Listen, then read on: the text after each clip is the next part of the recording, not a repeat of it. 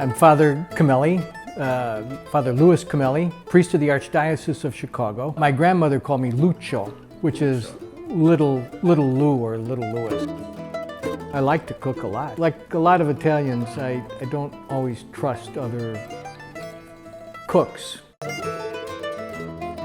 Today we're going to cook a bolognese sauce. And the bolognese sauce, obviously the name says Bologna. But I have to say that there are lots of places in Italy that have their own versions, their own takes on this sauce. I'd like to kind of think that mine is the best, but it's just my opinion. It's a basic meat sauce that would be a part of Sunday afternoon, for example, at grandma's house, at nonna's house. In Italian, it is often called ragu, which would be sort of a stewed meat sauce. It's not the same thing as what you buy in a jar, by any means, not at all.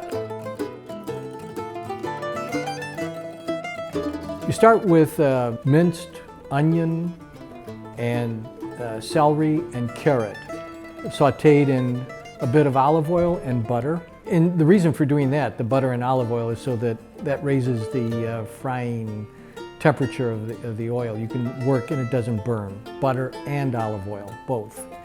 The butter also adds a certain kind of richness to the sauce. Then you add the meat.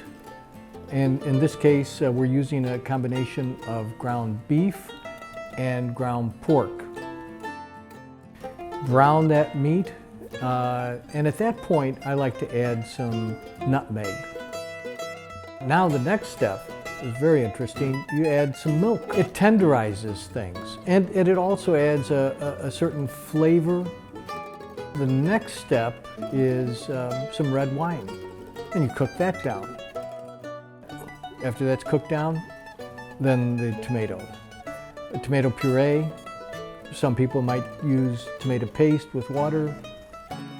Then you let it simmer for a while. And it doesn't have to take a long time either. I would say 45 minutes, an hour, and you're ready to go.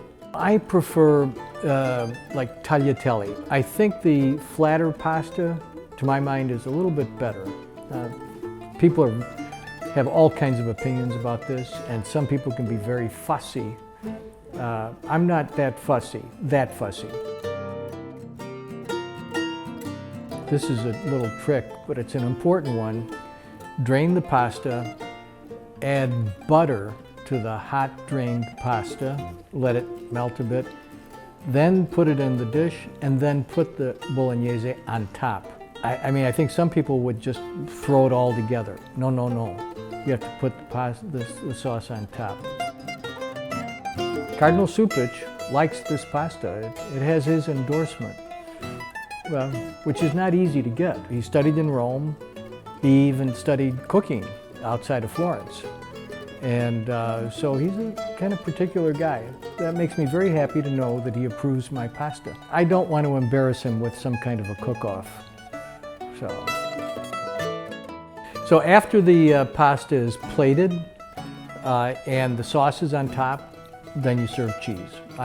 Parmesan cheese, probably the best. There's a certain kind of richness to it, but it's not that heavy. Actually, interestingly enough, I think it has a kind of bright flavor.